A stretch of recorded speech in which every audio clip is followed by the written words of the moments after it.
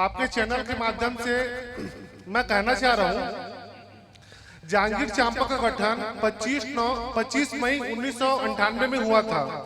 और क्यों हुआ था? क्योंकि उस टाइम कंपैरिजन चांपा और जहांगीर, चांपा ज्यादा फेमस था। चांपा कोसा कासा कंचन के नाम से फेमस था, यहाँ की पब्लिकली क्राउड भी ज्यादा थी। जहांगीर को कोई जानता भी नहीं था, जहांगीर को कोई जानता भी नहीं था, सब जानते थे चांपा को। उस टाइम चांपा ही फेमस था। जहांगीर ओनली लिमिटेड पर्सन्स वहां पे थे, गिने चुने व्यक्ति ओनली थे वहां पे। पर चांपा का वेटेज देख करके जहांगीर चांपा जिला गठन हुआ। तदुपरांत प्रायोरिटी चांपा के कारण जहांगीर चांपा जिला बना है, तो हर चीजों में प्रायोरिटी चांपा को मिलना चाहिए। मतलब पॉइंट ये है मेरी कहने का कि जिला मुख्यालय, सिटी कोतवाली और एसपी ऑफिस, जितने भी कोर्ट, जितने भी प्राइमरी लेवल पे जो जिला में ऑफिसेस होते हैं, सब जहांगीर में है। चांपा में क्या है? नवीन महाविद्यालय का भी घोषणा किया हमारे मुख्यमंत्री ने, वो भी जहांगीर में भी दिए। कृषि विश्वविद्यालय वो भी जहांगीर में दिए। चांपा में क्या है? चांपा को क्या मिला, यही जानना चाहता हूँ मैं। इनका ये डिमांड ये है कि हमारी प्रत्याशी से मांग है कि जो चीजें जांजगीर में हो रही है वो चीजें चांपा में भी होनी चाहिए। वो भी आपके भाई हैं और दोनों भाई समझिए एक बराबर रहे तो ज्यादा तालमेल बना रहे। देखिए, पहले तो माइंड सेट करना होता है कि हम जिसको चुनेंगे वो कैसा हो, हमारा नेता कैसा हो, है ना। क्योंकि आजकल देखिए हम ही देखते हैं, ज्यादातर यदि चांपा में भी कुछ लोग ऐसे भी चुनाव में खड़े होंगे जिनको राजनीति की ABCD कभी नहीं पता कि राजनीति है क्या, लेकिन वो जाके फॉर्म भर देते हैं और चुनाव में आगे आ जाते हैं। जब उनको जानकारी ही नहीं है तो उनको चुनेगा कौन?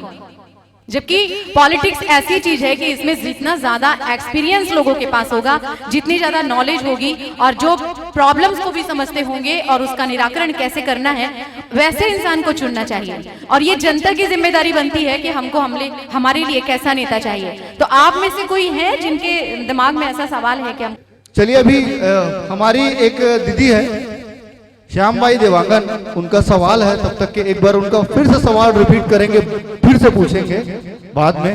अभी वो क्योंकि अभी इसलिए जानना जरूरी है कि जितने लोग हमारे बीच मौजूद है, कम से कम उनको सवाल ये पता चल जाएगा कि उनका सवाल क्या है जनप्रतिनिधियों से, प्रत्याशियों से। बिना नोटिस के घर तोरिस बना के दूं, कई नई बीस घर ले बेघर हो गए हूँ, 2.5 साल हो गए। कहूँ में जात हूँ, मोर कोनो सुनत नहीं। नान मुन जमीन दे दुआ में बना जी खा ला कहत हूँ, तब भी नहीं करते। और एक से में फर्क। बात देखिए बहुत गंभीर है।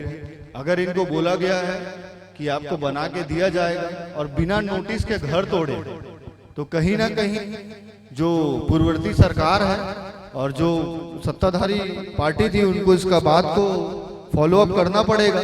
और आप यहीं रहिएगा दीदी जी, माता जी, आपके बात को फिर से रखा जाएगा।